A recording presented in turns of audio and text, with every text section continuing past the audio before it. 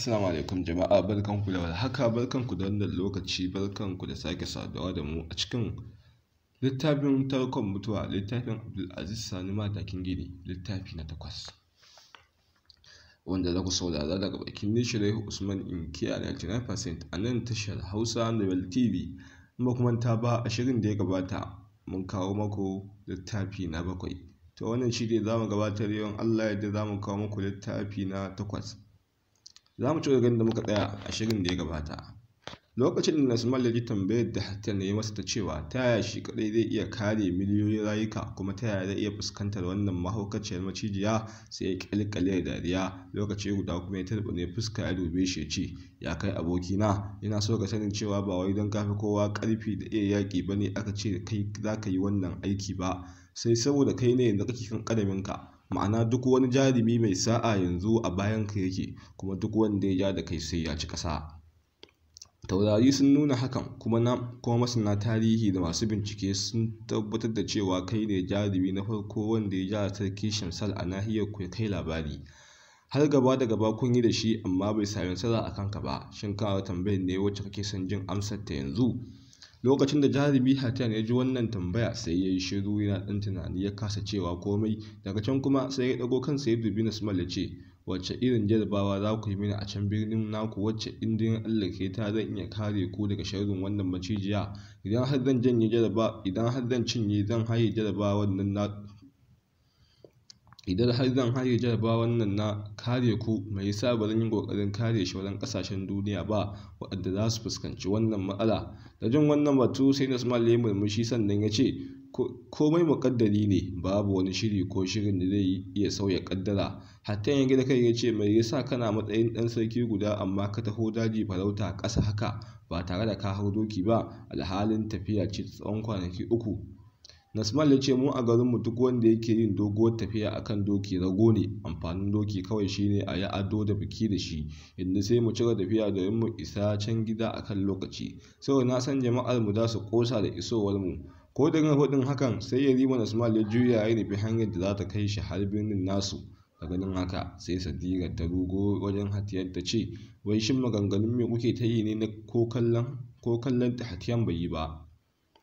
Ya juya ya nufi Nasmal yana mai cewa, za ki ji komai idan muka isa can birnin su. Cikin hanzari ita ma ta bi su Hattan suna ta yin sauri domin su gaske Yarima Nasmal. A can birnin sarauniya Badi'atun Nawwara kuwa, lokacin da ta kaɗaita a cikin tazakar tare da tsohuwa Ummul Khairi a farkon dare, sai ta miƙe tsaye ta tuɓe kayanta da ke jikinta, ta dube ta ce, sai ki fara aikinki. Da jin haka sai tsohuwa Ummul Khairi ta yi murmushi ta ce, haba ranki daɗe, shin kin manta ne cewa nan a cikin tazakar ki ta bacci muke? Ai sai dai mu ƙarasa cikin kewaye ki shiga cikin bahon wanka na wanke jikinki. Badi'atun Nawwara ta yi murmushi ba tare da ta ce komai ba, sai ta shige cikin kewaye, Ummul Khairi na biye da ita a baya. Nan take Badi'atun Nawwara ta shige cikin bahon wanka ta zauna, ita kuma Ummul Khairi sai ta buɗe jakar ta ɗebo wani garin magani ta zuba a cikin ruwan bahon, ta kama cuccuɗa jikin Badi'atun Nawwara. Aiko sai bakin shuɗin nan ya dinga fita tamkar ana wanke ƙura da ruwa. Nan da nan fatan jikin Badi'atun Nawwara ta yi kyau kamar yadda take da. Ta je ta caɓa ado na faɗa, sannan suka je gaban madubi suka tsaya. Ummul Khairi na gyara mata adon, ko da Badi'atun Nawwara ta ƙare wa kanta kallo ta tsananin kyawunta da Allah ya bata, kuma ta tuno da cewa wanda take so yana can cikin hatsari, sai nan take idanun da suka ciko da ƙwalla har hawaye zubo mata. Bata ankara ba ko ta fahimci cewa Ummul Khairi ta ga zubar hawayenta, sai kunya ta kama ta, don haka sai ta yunkura cikin sauri domin ta goge hawayen. Amma sai Ummul Khairi ta yi fagar ta ce, kada ki tsayar da wannan hawayen naki ya shugabata, domin zubarsa ce kaɗai zai rage raɗaɗin da ke cikin zuciyarki. Ki sani cewa uwar gida na mai girma Anisa kullum sai ta zubar da irin wannan hawayen naki, kuma akan irin dalilinki, ma'ana matsalar ku ɗaya ce. Kwalajin wannan batu sai Badi'atun Nawwara ta jiyo da sauri ta kama kafadun Ummul Khairi ta rike da kai ta ce, wai shin me kike nufi da wannan batu naki? Ummul Khairi ta yi ajiyar zuciya, sannan ta ce, ke da ƙawarki Anisa kuna son saurayi ɗaya, kuma dukkan ku ba ku taɓa son wani maface shi. Kowace a cikin ku za ta iya sadaukar da soyayyarta ga 'yar uwarta saboda aminci da ƙauna. Duk ku biyun kun ɓoye son da kuke yi wa Hattan. Zan gaya miki wani sirri guda ɗaya bisa gaskiya. Sirrin kuwa shine Anisa ce ta fara son Hattan tun kafin ki san shi. amma tun da suka rabu ba sake haduwa ba sai a wannan karan da ya baro ƙasarsu. Shi kansa har gobe yana da burin sake haduwa da ita domin bai ga fuskarta ba a wancan lokaci. Dole ne ku san hanyar da za ku bi ku warware wannan matsalar taku a cikin sauƙi, yadda ɗayarku ba za ta rasa rayuwarta ba ko kuma ta ci amanar 'yar uwarta ba.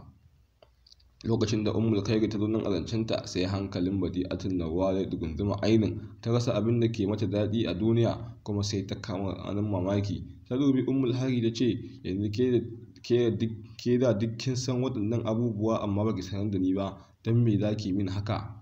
Ummul Khairi ta numfasa ta ce, idan har na sanar da ke wannan al'amari tamkar na ci amanar uwar gijiyata ce, tunda ita ma ban sanar da ita abin da na sani ba. Ni ce na matsa akan sai na biyo ki zuwa nan, sannan zan wanke miki wannan shuni domin mu tattauna akan wannan matsala. Ki sani cewa uwar gidana Anisa tana tsafi, kuma tsafi yana tasiri a kanta, ke kuwa ba kya tsafi, kuma tsafi baya tasiri a jikinki. Idan da kike gani na kasance gawurtacciyar matsafiya, don haka na san abubuwa da yawa a yanzu haka. Babban makiyin masoyinku wato Sarki Shamsal yana tura wa Sahatiyan mugayen masifin da za su hallakar da su. Da farko ya tura musu hitattun zakuna da kadoji sun tsallake sharrinsu, yanzu kuma zai tura musu a dabbar da tafi dukkanin dabbobin duniya bala'i da haɗari, wacce ake kira da uwar macizai. Kwadajin wannan batu sai idanun Badi'atun Nawwara suka zazzaro, kuma hankalinta ya dugunzuma ainihin fiye da koyaushe. Ta dubi Ummul Khairi ta ce, tabbas na sami labarin uwar macizai a wurin mahaifina. Ya gaya min cewa babu wani matsafi da zai iya taso uwar macizai daga baccin da take yi face wani boka guda ɗaya, kuma bokan ya fi shekara 150 da mutuwa. Ta yaya yanzu zaki ce Sarki Shamsal zai taso ta? Ummul Khairi ta yi ajiyar zuciya ta ce, ba Sarki Shamsal bane zai taso ta, bokansa ne da Yazid, kuma ya kasance jika ga wancan bokan da ya mutu na 88, kuma ya gaji duk wani sihirin tsafi da ya bari. Tunda mahaifinki ya baki labarin uwar macizai, kin san duk irin bala'in da za ta haifar a duniya idan ta bayyana. Manyan bokayen duniya sun gano cewa mutum ɗaya ne zai iya kashe wannan macijiya. Bokayen da ke nahiyar baƙaƙen fata sun yi imani cewa jarumi Hatiyan ne zai iya kashe wannan macijiya, amma mu a namu bincike na nahiyar fararen fata mun yi imani babu wanda zai iya kashe wannan macijiya face jarumin da baya tsafi, kuma tsafi baya tasiri a jikinsa. Sannan kuma dole ne ya kasance ma'abocin wani sabon addini wanda ake kira musulunci. Kafin nahiyar baƙaƙen fata babu wani jarumi da baya tsafi, kuma tsafi baya tasiri a jikinsa. A wannan nahiya tamu kuwa ke ce kaɗai jarumar take da wannan baiwa, amma kuma baki kasance ma'abociyar wannan sabon addini ba. Shin kin san wannan addini wanda kira addinin musulunci? Kwalejin wannan tambaya sai Sarauniya Badi'atun Nawwara ta yi tana tunani zuwa wasu 'yan daƙiƙu, sannan ta yi farar ɗaya ta ce, mahaifina ya bani labarin wannan addini, kuma ya bar mini wani littafi wanda yake ɗauke da cikakken bayani akan wannan addini da yadda ake shigarsa. Kurjin wannan batu sai farin ciki ya turnike Ummul Khairi ta ce, ya zama wajibi ki shige shi idan har kina son ki ceto rayuwar masoyinki, kuma ki ceto dubunnan rayukan da ke wannan nahiyar tamu da kuma nahiyar baƙaƙen fata. Da zarar kin gama karanta wannan littafi game da shiga cikinsa, sai ki yi shiri ki bi su jarumi Hatiyan zuwa wannan birni da suka nufa na baƙaƙen fata, domin a can ne macijiyar za ta fito cikin teku. Idan ta gama da su jarumi Hatiyan da wannan birni, za ta dawo ta rushe duk ƙasashen da ke wannan nahiya, hatta birnin Sarki Shamsal kuwa, domin shi kansa boka da Yazid bai isa iya sarrafa macijiyar ba. Ya shugabata, idan baki hanzarta yin abin da na umarce ki ba, ƙawarki Anisa da masoyinki Hatiyan za su rasa rayuwarsu. Kafin Ummul Khairi ta gama rufe bakinta, tuni Sarauniya Badi'atun Nawwara ta falfala da gudu zuwa cikin ɗaki, sai ta kama buɗe-buɗen akwatunan da aka tara wasu kaya a ciki waɗanda sun fi 10,000. Ta dinga bincikensu ɗaya bayan ɗaya. A can birnin Sarauniya Anisa kuwa, lokacin da Sarki Shamsal ya bayar boka da Yazid umarnin taso uwar macizai da gaggawa, sai boka da Yazid ya fiddo madubin tsafinsa ya ajiye shi a gabansa, ya fara karanta waɗansu lasaman tsafi. So da waɗannan kalmomi guda 103 ne, kuma boka da Yazid na gama karanta su ne uwar macizai za ta farka daga bacci take. Ko da boka da Yazid ya zo kan kalma ta 95, sai kawai sai ga an banko kofar ɗakin da suke ciki. A fusace cikin tsananin fushi, Sarki Shamsal ya miƙe tsaye yana mai zage takobinsa. Kawai sai ya ga Sarauniya Anisa ta shigo tare da dakarunta na yaƙi kimanin su 300. kowannensu ya ɗana kibiya a kan baka sun saita sarki Shamsal da Boka da Yazid. A fusace Aisha dubi sarki Shamsal cikin ɗarwa ta ce, saboda kawai ka hallaka mutum biyu kacal za ka fito da abin da zai iya hallaka duniyar gaba ɗaya? Wannan wani irin rashin imani ne haɗe da son zuciya? To ka sani cewa idan kuka cigaba da ƙoƙarin aiwatar da wannan nufi naku, kai da bokan nan naka, kibiyoyi 300 ne za su nutse a jikinku. Yanzu alhakin kashe ku ba a hannu nake ba, kuma ka sani cewa ba wai tsoronka nake ci ba tun daga farkon zuwanka, amma ka sani cewa ka zo gaɓar da dole sai na yi ƙoƙarin dakatar da kai. Sa'ad da sarauniya Anisa ta zo a zancenta, sai sarki Shamsal ya turbine fuskar sai ce, ya ke wannan ƙaramar karuwa, ki sani cewa ni marucin kan dutse ne, ban fito ba sai da na shirya. Ta ki tunanin cewa za ki iya hana mu aiwatar da wannan babban aiki? To ga fili ga mai doki, sai mu zuba mu gani. Maza bisa kanki, maza kisa dakarunki su harbe mu idan har kibiyoyin naki za su iya cutar da mu. Kafin sarki Shamsal ya gama rufe bakinsa, tuni Anisa ta baiwa dakarun nata umarnin su yi harbi. Ko da kibiyoyin suka fito daga cikin baka, sai suka kame a sama, suka kama da wuta gaba ɗayan suka kone kulmus, suka zube a ƙasa a matsayin toka. Faruwan hakan ke da wuya, sai sarki Shamsal ya miƙe tsaye na mai ƙalƙalewa da mahaukaciyar dariya, sannan ya ce, yanzu ko me za ki iya yi? Shin za ki yi amfani da ƙarfin sihirinki ne wanda ya fi namu? Kai Boka da Yazid, maza ka ƙarasa wannan aiki, ni kuma ka bar ni da wannan sarauniya na ga iya gudu ruwanta. Na san kin gama da hadawaya suke waje, amma ki sani in za ki haɗa gaba ɗaya dakarunki su zo su haɗu a nan, ba su isa su tsayar da mu ba. Har Boka da Yazid ya buɗi baki da cigaba da karanto waɗannan dalasiman tsafi, sai sarauniya Anisa ta kama ɗaya ya tsoke bakin, sannan ta dubi sarki Shamsal a ta ce, tun daga ƙuruciyata zuwa girma na nake tanadi a kanka, domin tun zamanin iyaye da kakanni masarautar ku kuke ƙuntatawa masarautar da suke wannan nahiya tamu. Ka sani cewa ɗan hakin da ka raina shi ke tsone maka ido. Tabbas ka fi ni shekaru, ka fi ni ƙarfin damtse, amma baka fi ni iya yaƙi da tsafi ba. Kawai na ɓoye tawa baiwar ne, amma ni zan nuna ta idan ka kashe ni, sai ku ci gaba da aiwatar da nufinku. Idan kuma ni ce na kashe ka, shikenan na kawo ƙarshen mulkin zaluncinku a wannan nahiya. Anisa na gama faɗin haka, sai ta cire rigar da take jikinta mai kama da alkyabba, ta yi wurgi da ita, sai ga ta cikin shigar yaƙi. Waɗansu tufafi ne a jikinta na baƙar fata kuma matsatsu, takalmin ƙafarta ma baƙar fata ne dogo iya ƙauri mai maɗauri. Wata zabgegiyar takobi ce a gadon bayanta. Nan take Anisa ta dubi dakarunta ta yi musu wata inkiya. Nan da suka fice daga ɗakin, suka turo ƙofa suka rufe ta waje har da sa makulli. Anisa ta dubi sarki Shamsal cikin alamun tsananin ƙiyayya da ce, na sallama rayuwata don ceton masoyina Hatiyan da 'yar uwarsa Sadira da kuma miliyoyin rayukan da kake son salwantarwa. Ka sani cewa ni da sarauniya Bari'atun Nawwara ne muka taimaka wa Hatiyan ya tsira daga dukkanin harinka a can teku, inda kuka ritsa shi kana shirin sare masa hannu. Bari'atun Nawwara ce ta zo ta naushi bayanka kafin ka ta ɗauke shi daga wajen. A nan garin kuma ni ce na wata da duk wata shaida, alhalin yana cikin wannan gidan sarautar a ɓoye.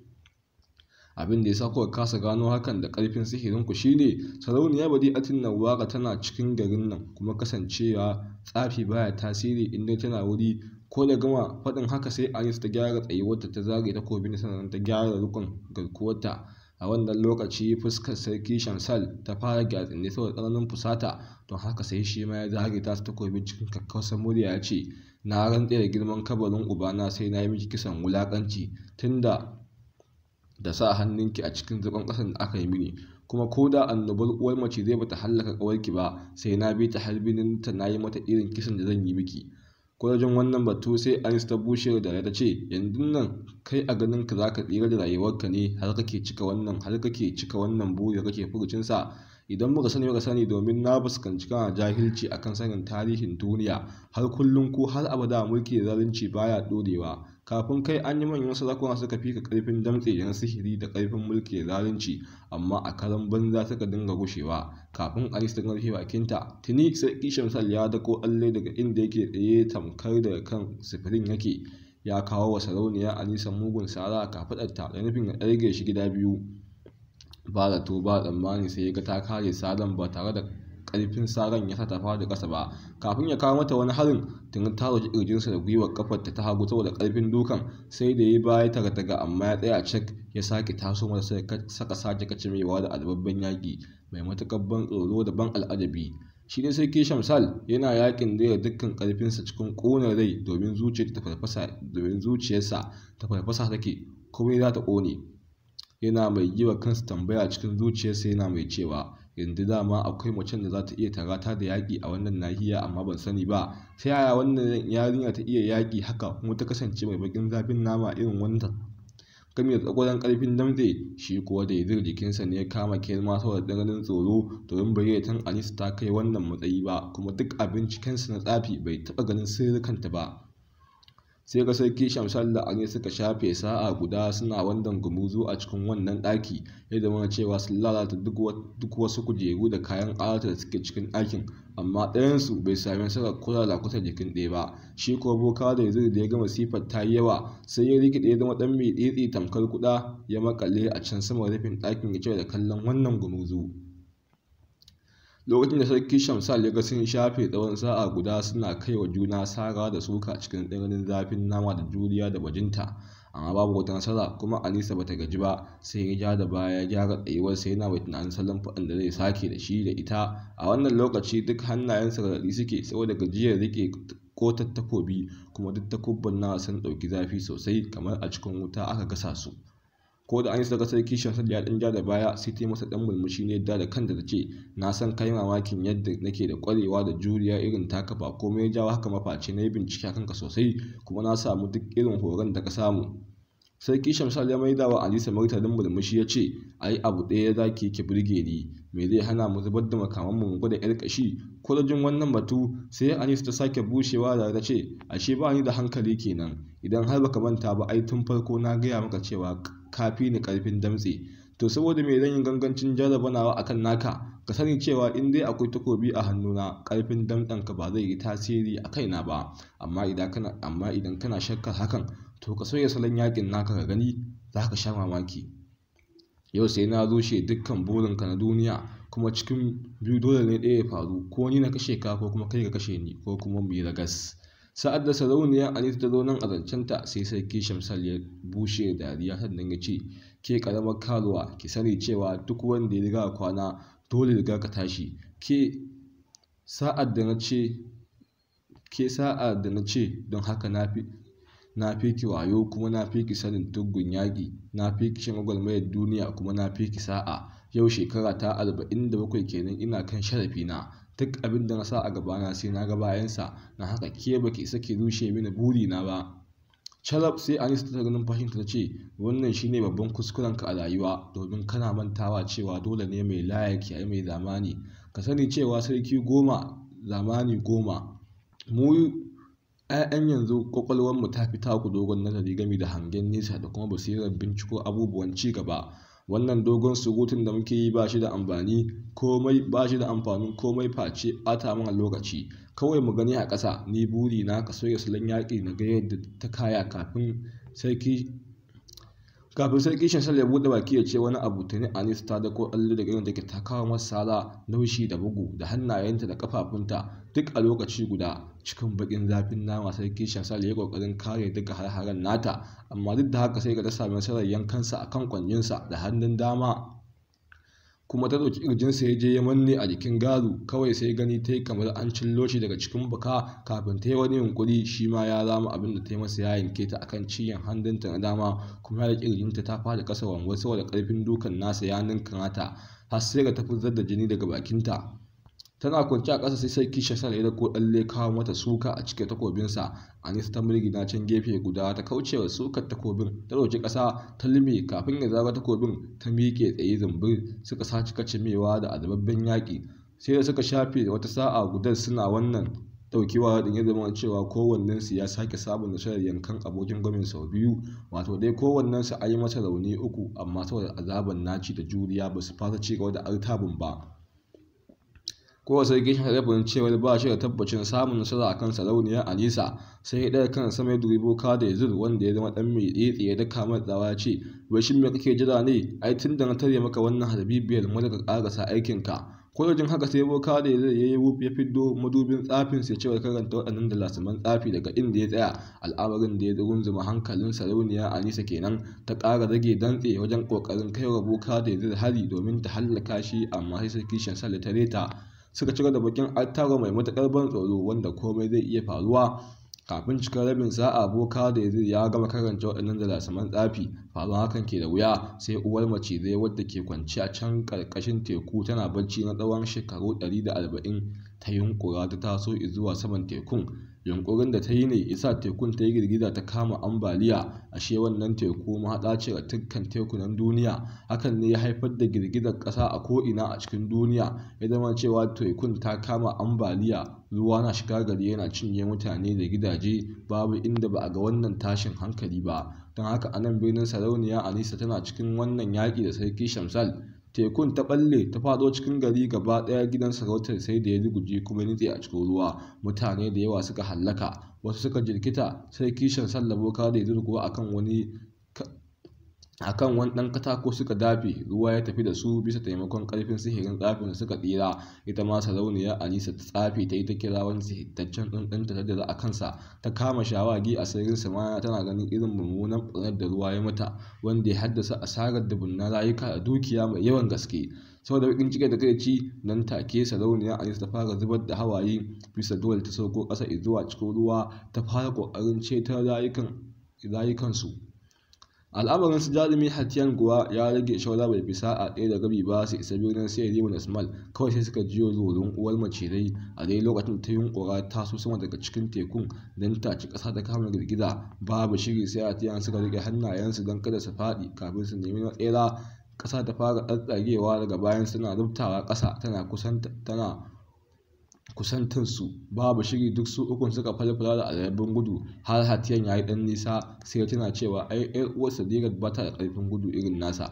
Don haka sai ya waiwayo da baya a firgice yana mai tsayawa. Hatiyan ya kurma uban ihu sakamakon hango abin da ke shirin faruwa. Ƙasa ce ta zabtare a daidai inda Sadirat take tafi zuwa ƙasa ta nutse.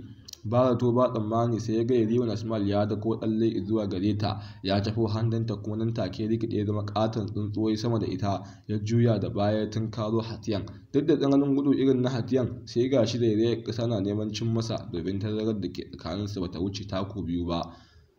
Shawara taku ɗaya kacil ƙasar da cin masa ne tsuntsun Asmal ya sore shi ya yi sama da shi, sai gashi su biyu shi da ƴar uwarsa suna reto a jikin kafafun tsuntsun. A daidai wannan lokaci ne suka iso birnin Seyri Asmal. Tun daga sama suka ga irin mummunan ɓarnar da girgizar ƙasar ta haifar musu, sai hankalinsu ya ɗigunzuma saboda fiye da rabin gidajen birnin sun lume a cikin ruwa.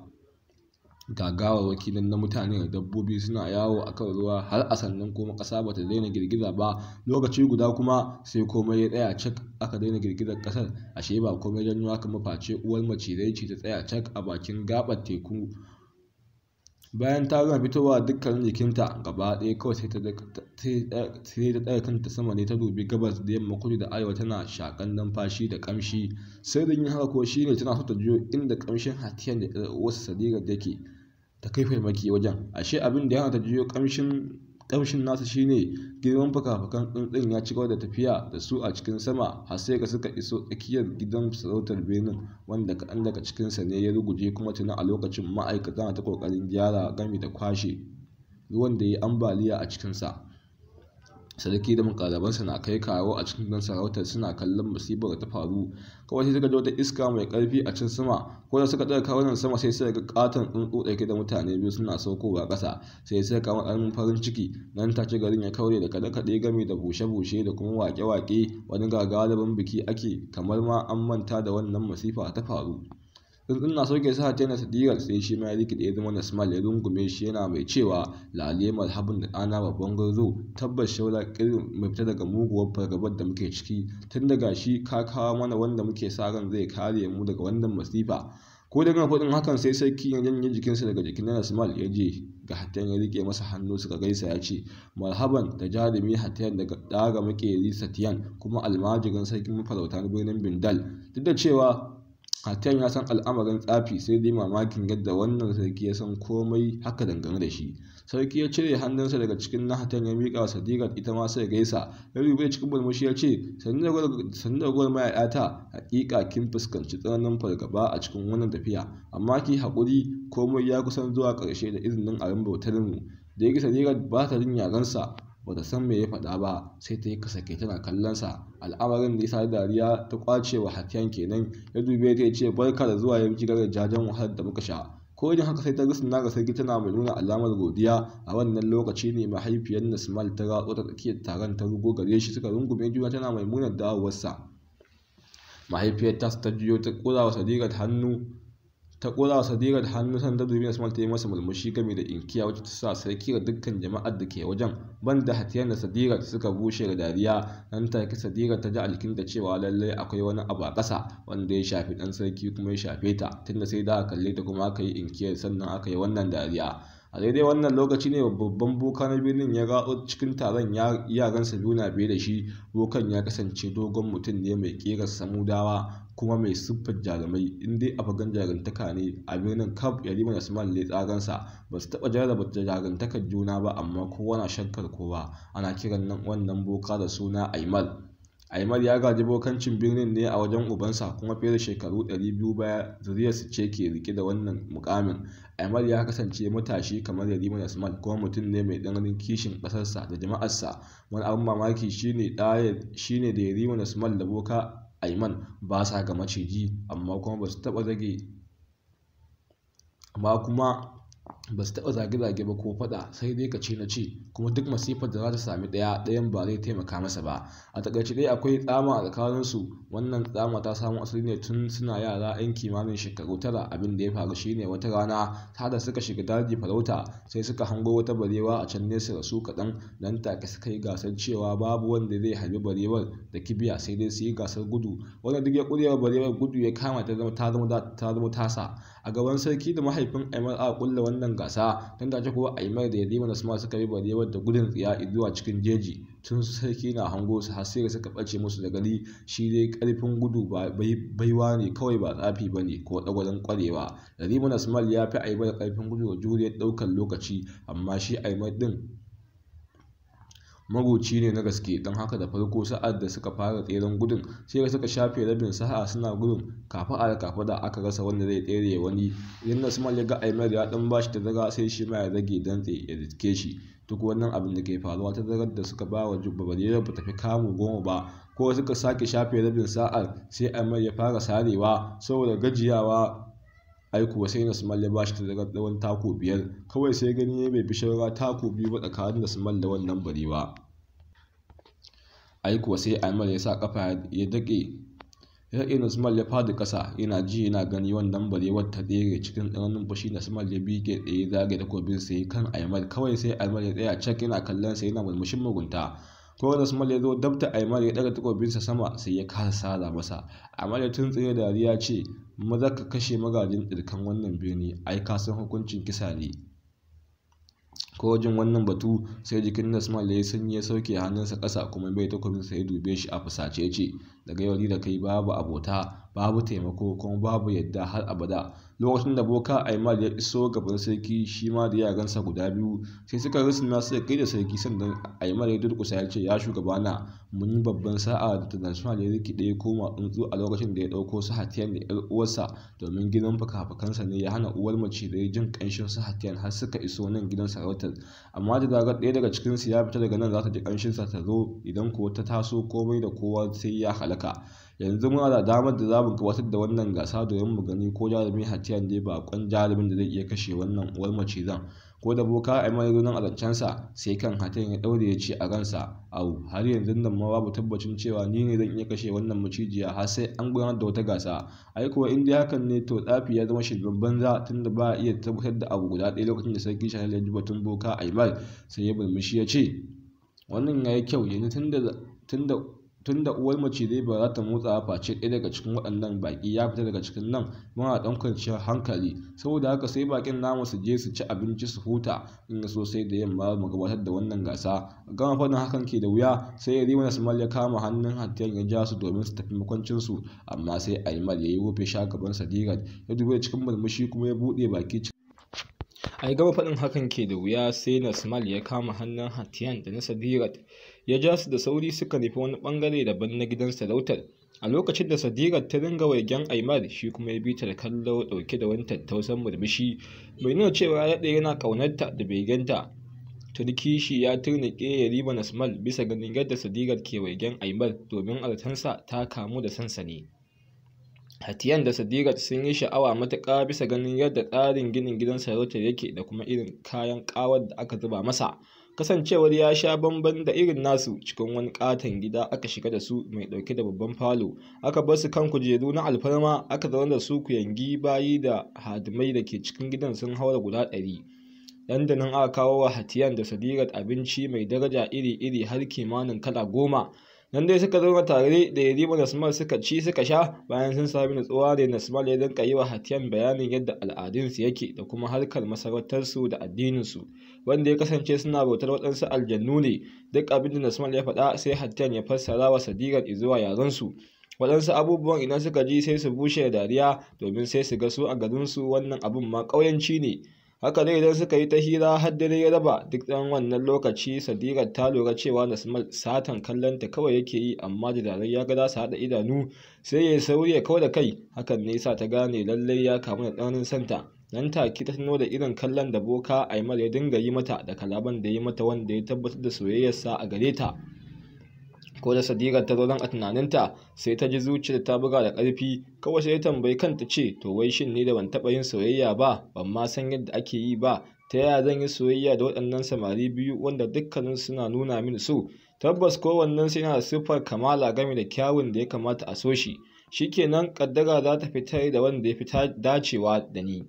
Wannan shine abin da ya faru ga su jarumi Hatiyan bayan sun isa birnin baƙaƙen fata da ke birnin farke da ke nahiyar baƙaƙen fata. A lokacin da dabba ta bayyana, wato uwar macizai, a can birnin sarauniya Badi'atun Nawwara kuwa abin da ya kamata yi bata yi ƙasa a gwiwa ba, sai ta kama bincike a cikin gidan sarautar tana neman littafi mai ɗauke da tarihin addinin musulunci da kuma shi kansa addinin da yadda ake shigarsa. Sai da suka shafe kusan rabin sa'a tana ta dube-dube, sannan ta ganshi a can ƙasan wata doguwar durowa da ke manne a jikin bango. Cikin farin ciki ta zauna ta buɗe littafin ta fara karatunsa tun daga farko har ƙarshe. A farkon yammaci ne ta fara karatun littafin, wanda ya ɗauke hankalinta gaba ɗaya, sanya ta manta da batun yunwa, ƙishirwa, gajiya da bacci, domin a rayuwarta bata taɓa jin maganganu masu ratsa jiki ba kamar na cikin littafin. Ba taɓa jin kalmomin hikima ba da basira irinsu. Nan take jikinta gaba ɗaya ya yi sanyi, kuma zuciyar ta yi imani da duk abin da take karantawa. Ta ji ta gamsu 100% cewar wannan littafi akwai ayoyin Alƙur'ani mai tsarki a ciki, tare da hadisan manzon Allah tsira da amincin Allah shi tabbata a gare shi a ciki. Kwada sarauniya Badi'atun Nawwara ta zo inda aka rubuta kalmar shahada, sai ta karanta ta a fili bata sani ba. Ai kuwa sai nan take ta ji tsigar jikinta duk sun karɓi kalmar, kuma sun yi imani da ita. A wannan lokaci tsohuwa Ummul Khairi na zaune a can gefe ɗaya tana kallon Badi'atun Nawwara kuma tana sauraron ta. Ko da sarauniya Badi'atun Nawwara ta biya kalmar shahada a fili, sai bokanya Ummul Khairi ta firgita ainin, ta ji kamar an watso mata wuta. Bata san sa'ad da ta kurma uban ihu ba, ta faɗi can gefe ɗaya tana haki kamar wacce ta sha faman gudu. Hakan ne yasa Badi'atun Nawwara ta ƙara imani, domin ta tabbatar da cewa tsafi da sauran addinai ƙarya ne. Addinin musulunci shine gabansa, kuma shine addinin gaskiya. Cikin murna da hanzari Badi'atun Nawwara ta miƙe tsaye zumbur da nufin ta je ta yi shirin tafiya zuwa nahiyar baƙaƙen fata don tunkaran uwan macizai. Sai kawai suka ji birnin gaba ɗaya ya kama girgiza, ƙasa na neman darewa. Al'amarin da ya ƙara da na bokanya Ummul Khairi kenan, domin ta gane cewa uwar macizai ce ta taso daga ƙarƙashin teku. Saboda tsananin razana, bokanya ma nan take jikin Ummul Khairi ya fara kakkarwa, idanuwan da suka zazzaro tamkar ta sha yaji. Kai a takaice dai ba ta ma san sa'ad da bawali ya kwace mata ba saboda tsananin razana. Ita kuwa sarauniya Badi'atun Nawwara, lokacin da ta ga wannan masifa ta taso, ɗakin da suke ciki na neman rushewa, sai kawai ta buɗe wannan littafi da ke hannun da ta fara karanta wani wuri da aka jero inda sunayen Allah kyawawa suke. Ta ayyana a ranta cewa tana neman taimakonsa, wato tana neman taimakon Allah mai girma. Fara karanto sunayen Allah ɗarkaka ke da wuya a cikin ɗakin. A cikin bakin Badi'atun Nawwara sai aka daina girgizar ƙasar, komai ya dawo daidai tamkar wani abu bai taɓa faruwa ba a birnin. Al'amarin da ya matuƙar ɗaurewa Ummul Khairi kai kenan. Ta kama ƙarin mamaki lokacin da sarauniya Badi'atun Nawwara da bokanya Ummul Khairi suka fito daga cikin wannan ɗaki suka iso fada, sai suka cika ɗanin mamaki bisa abin da suka yi alba da shi da kuma abin da suka ji. Ba komai sai gani ya face 'yan gudun hijira sama da mutane 100,000 daga shawaran makotan birane sun cika fadar suna koke-koke, wasu sun jikkata sun samu raunuka da yawa a jikinsu. Suna faɗin cewa birninsu ya rushe gaba ɗaya kuma ruwa ya ci garin. Nan dai Badi'atun Nawwara suka ta sa aka yi bincike, sai aka gano cewa birninta ne kaɗai ba a sami wannan masifa ba, amma ko ina an yi asarar dubunnan rayuka. Ko wajen wannan batu sai bokanya Ummul Khairi ta ja dogon numfashi ta ce tabbas addinin musulunci shine addinin gaskiya. Ya shugabata, ki sani cewa darajar sunayen ubangijin musulunci da kika yi ta karantowa ɗazu shine ya kare birninki daga wannan masifa ta bayyana uwar macizai. Lallai yanzu na gamsu cewa addinin musulunci shine addinin gaskiya, ke ce kadai zaki iya kashe wannan macijiya, don haka dole ne ki gaggauta yin wannan tafiya, in ba haka ba kuwa masoyinki da kuma ƙawarki suna dab da mutuwa da kuma rayukan miliyoyin mutane. Sannan zaki iya yin hakan idan imaninki ga ubangijin musulunci yana nan a zuciyarki bai gushe ba. Ko da jin haka sai ita ma Badi'atun Nawwara ta maida wa Ummul Khairi da murmushi. Cikin kankanin lokaci aka shirya wa sarauniya Badi'atun Nawwara guziri akan wani ingarman doki. Kafin ta tafi sai ga ta tara gaba ɗaya jama'ar birninta ta ba su labarin gaba ɗaya abin da ya faru tun daga lokacin da ta je birnin ƙawarta sarauniya Alisa kawo zuwa yanzu. Ko da jin wannan labari sai gaba ɗayan jama'ar birninta suka durƙushe ƙasa bisa gwiwowinsu suna masu cewa mun bayar da gaskiya ga ubangijin musulunci. Ko da jin haka sai farin ciki ya lullube Badi'atun Nawwara. Nan take ta dubi Ummul Khairi ta ce ke kuma fa menene matsayinki yanzu? Ummul Khairi ta yi ta ce ni ma na yi imani da ubangijin musulunci. Nan take Badi'atun Nawwara ta miƙa wa Ummul Khairi wannan littafi ta ce ina son gaba ɗaya jama'a ta ki shigar da su cikin wannan addini mai girma kuma ki koyar da su komai na cikinsa. Nan take Badi'atun Nawwara ta yi wa jama'ar ta sallama, sannan ta kama dokinta ta hau hatta yunkura za ta tafi, sai Ummul Khairi ta yi sauri ta riko dokin ta dubi ta ce ya shugabata, ki zamo mai juriya da haƙuri a duk halin da kika tsinci kanki a ciki. Ki sani cewa ubangiji da kika yi imani da shi a yanzu zai jarraba ki tsananin wuya domin ya ga iya ƙarfin imaninki. Lallai masu haƙuri suna tare da nasara. Ko wajen wannan batu sai Badi'atun Nawwara ta yi ta ce ku taya ni addu'ar samun nasara, domin kashe wannan muguwar macijiya ne kadai zai sa gaba ɗaya jama'ar da ke nahiyar mu da sauran nahiyoyi su yi imani da wannan addini na gaskiya.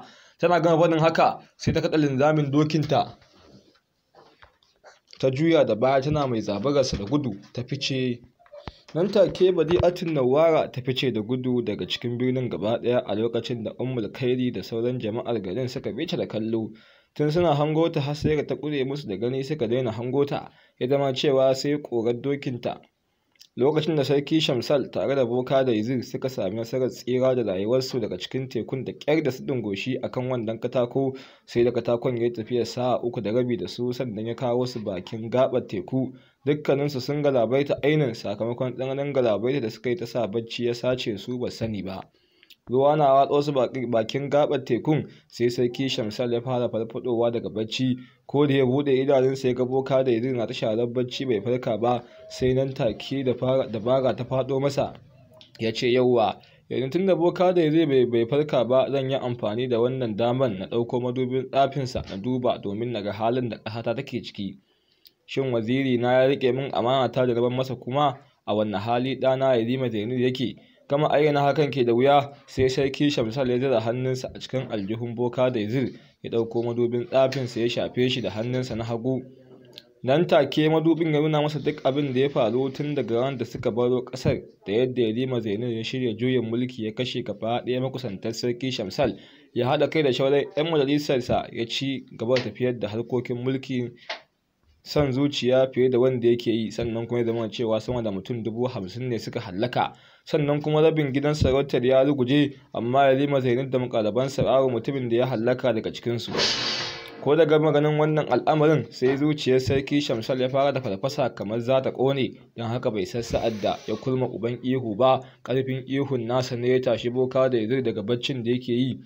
Boka da ya farka a firgice lokacin da ya ji kamar kunnensa zai dode, ya miƙe zumbur. Kafin ya yi wani yunkuri sai sarki Shamsal ya yi wuf, ya zage takobinsa ya ɗora kaifinta a kan makoshinsa, ya dube shi jiki na tsuma ya ce, saboda me ka yaudare ni, ka ƙi gaya mini gaskiyar abin da yake faruwa a birni na? Ashe ɗana Yarima Zainab ya yi juyin mulki ya kashe duk makusantana masu biyayya a gare ni. Ba tare da fargabar komai ya Boka da ya sa hannunsa ya tura takobin sarki Shamsal daga wuyansa, ya dube shi a fusace ce, wane ne ya gaya maka cewa ana haɗa gudu da susa duka a lokaci ɗaya? Ai sai a yi biyu babu. Masifar da ke gabanka ta wannan yaro ta fi ta barnar da ɗanka yi maka, tunda a duk sa'ad da ka koma gida za ka iya gyara duk barnar da yi maka, ka dawo da komai daidai kamar yadda ka tafi ka bar shi. Amma idan kai sakaci wannan yaro hattan ya tsira da rayuwarsa, to kana ji kana gani zai zo har masarautar ka ya ci ka da yaƙi kuma yi maka kisan gilla. Ko wajen wannan batu sai gardama ta sarki a tsakanin sarki Shamsal da Boka da Yazir, suka yi ta gardama da cacar baki har ran sarki Shamsal ya ɓaci, bai san sa'ad da ya fusata ba ainin ya shammaci Boka da Yazir ya gabza masa naushi a wuya. Saboda ƙarfin naushin sai da Boka da Yazir ya kife ƙarsu mamme, ko motsin kirki bai yi ba. Sai kawai sarki Shamsal ya juya ya nufi hanyar da za ta kai shi birninsa, ya bar Boka da Yazir a kwance a gaɓar teku tamkar gawa.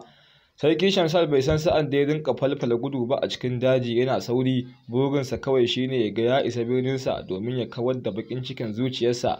Abinka da wanda ya saba shafe kwanaki yana gudu, sai gashi tafiyar tasa tana yin sauri, burinsa kawai shine ya ga ya iso birninsa. Sai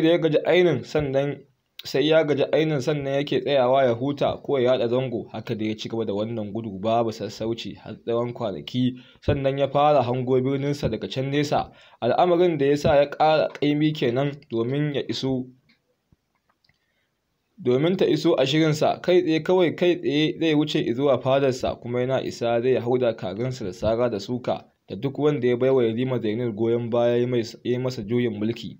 Sannan ya kamo Yarima Zainab din ya yi masa kisan gilla a gaban kowa, domin shawarar 'yan majalisar tasu ma san cewa babu sassauci ga duk wanda ya bada haɗin kai a wannan juyin mulki da aka yi. A lokacin da baya nan, ko da sarki Shamsal ya iso kan wata gada wacce aka yi ta a saman wani rami mai zurfi wanda daga shi sai kofar shiga birninsa, ya ci gaba da gudu akan ƙasar tamkar zai tashi sama. Yana isowa tsakiyar gadar ne ya ji birnin gaba ɗaya ya kama girgiza, ai kuwa sai gadar ma ta fara tangal-tangal zai faɗo ƙasar ramin. Sai ya yi wuf ya cafo gadar ya fara reto a kan gadar. A lokacin da aka ci gaba da yin girgizar ƙasa, ita ma gadar ta kama rawa tana reto tana neman faɗowa ƙasa cikin ramin. Al'amarin da ya dugunduma hankalin sarki Shamsal kenan, domin ya fahimci cewa duk ma abin da ke faruwa uwar macizai ce take sake motsawa. Idan ko ta cigaba da motsi, to yana ji yana gani zai mutu a ƙasan wannan rami ba tare da ya je ya yi abin da ya zo yi ba. Ko da hayyana hakan a ransa, sai ta kai ce nadama suka kama shi, ya ce a ransa, yanzu dai gashi ni da kaina na taso abin da zai zama ajalina game da rushewar duniya gaba ɗaya, kawai saboda son zuciya ta da son rayuwar duniya. Tabbas zan yi biyu babu. Inda na ɗauki shawarar Boka da Yazir ban taho nan ba, da yanzu zan iya sa shi ya tsayar da uwar macizai. Ko da sarki Shamsal ya zo nan a tunaninsa, sai hankalinsa ya sake da gunzuma, saboda a sandan da ya tuna cewa ai bayan ya gama duba madubin tsafin na Boka da Yazir cikin ruwa ya cilla shi. Ko da Boka da Yazir ya farfado daga suman da ya yi sakamakon naushin da sarki Shamsal ya yi masa, ba ma zai iya tsayar da uwar macizai ba. Wannan shine abin da ya faru ga sarki Shamsal bayan ya yi kuskuren saba umarnin bokansa. To jama'a, a nan muka kawo ƙarshen littafin Tarkon Mutuwa littafi na 8. Sai ku jiraye mu a kashi na 9, wanda shine littafi na ƙarshe daga cikin littafin Tarkon Mutuwa. Kada ku manta, littafin na marubucin Abdulaziz Sani Madakin Gini, wanda ne Shirahi Usman na karanto maku a nan tashar Hausa Nobel TV. To a kullum da koyaushe muna sake faɗa ga waɗanda ba su yi mana subscribe ba, sai a yi mana subscribe, kana a danna alamar